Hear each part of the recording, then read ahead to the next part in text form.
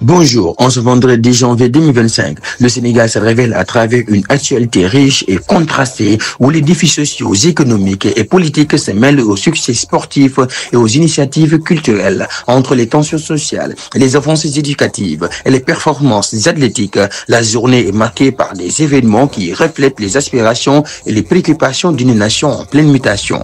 Plongeons dans les faits marquants de cette journée.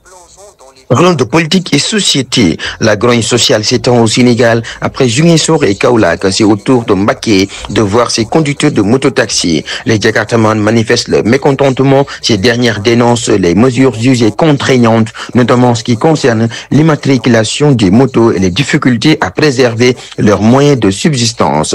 Cette mobilisation met en lumière les tensions persistantes entre les autorités et ce secteur informel vital pour l'économie locale. Parallèlement, le parti passif au pouvoir continue de mobiliser ses partisans, tout en étant confronté à des critiques sur sa capacité à gouverner seul. La question de sa légitimité et de sa gestion des affaires publiques reste au cœur des débats politiques. Passons à l'éducation. La Journée nationale de l'éducation des filles a été l'occasion pour la première dame, Marie-Khone Faye, de réaffirmer son engagement en faveur de l'accès et du maintien des filles à l'école. Dans un plaidoyer vibrant, elle a appelé à une action collective pour offrir à toutes les filles, notamment celles vivant dans des zones vulnérables ou en situation de handicap, les mêmes opportunités éducatives. Cette journée s'inscrit dans un contexte plus large où le ministre de la Jeunesse a organisé un atelier de formation pour plus de 1000 jeunes dans le cadre de la 24e édition du Forum du Premier Emploi. Une initiative saluée, mais qui rappelle aussi les défis persistants en matière d'emploi des jeunes. Les tensions entre bergers et cultivateurs ont encore fait des victimes. À Amdallah, dans la région de Koungheul, un berger a perdu la vie lors d'une violente altercation avec des cultivateurs.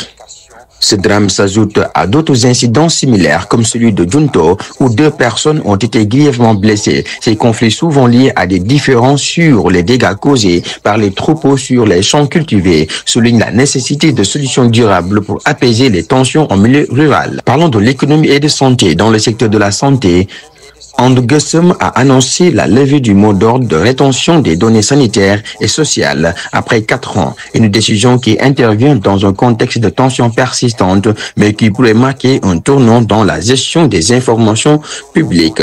Par ailleurs, la gendarmerie a démantelé un réseau de fabrication et de vente de médicaments, mais de faux de médicaments avec une contre-valeur estimée à 19 milliards de francs CFA. Une opération qui rappelle l'importance de la lutte contre la fraude dans un secteur aussi sensible que la santé.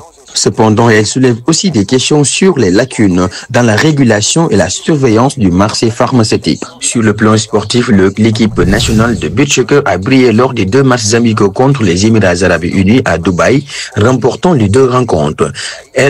Alcine Ndiaye a célébré son 180e match en équipe nationale, un record qui témoigne de sa longévité et de son talent. Du côté du football, Sadio Mané continue d'impressionner en Saudi Pro League avec un doublé récent, tandis que les Lions de la Teranga préparent activement les éliminatoires de la Coupe du Monde 2026.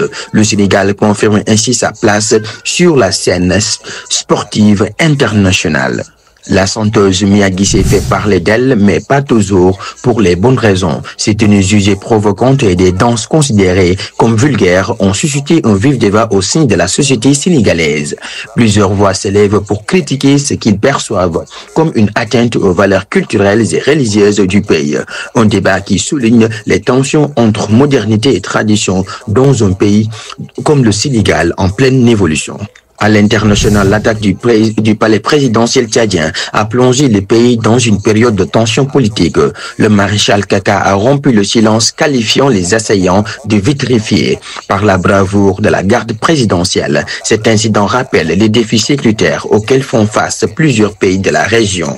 Parlons de l'immigration irrégulière. Enfin, la Croix-Rouge espagnole a secouru près de 7000 enfants en 2024 dans les îles Canaries, mettant en lumière la persistance de l'immigration migrations irrégulières en provenance de l'Afrique de l'Ouest. Un drame humanitaire qui interpelle la communauté internationale sur la nécessité de solutions durables. L'économie. Le FONGIP a organisé un forum pour discuter du financement des PME-PMI essentiels à l'économie sénégalaise. Cependant, 3 sociétés nationales affichent des capitaux propres négatifs atteignant jusqu'à 143 milliards de francs CFA, soulignant la nécessité d'une réforme de la gestion publique. Toujours sur la scène internationale, le Sénégal continue de jouer un rôle actif dans la stabilité régionale, malgré les défis de l'immigration irrégulière et des tensions politiques chez ses voisins. En France, le député Aïdouard demande des excuses officielles pour le massacre de Thiaroye en 1944, relançant le débat sur les injustices historiques. Justice, l'affaire Bocar Samba Dièye, un rapport d'experts judiciaires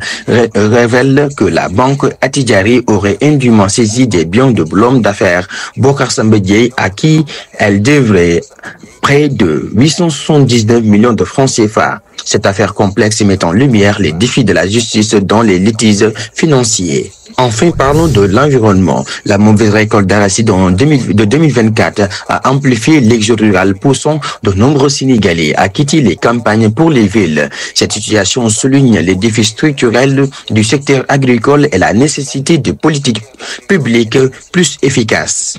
Cette journée de 10 janvier 2025 montre un Sénégal confronté à de nombreux défis, mais aussi porté par des initiatives prometteuses et une jeunesse dynamique. Entre modernité et tradition, difficultés économiques et succès sportifs, le pays continue de chercher un équilibre pour avancer vers un avenir plus prospère et inclusif. À très bientôt pour de nouvelles découvertes.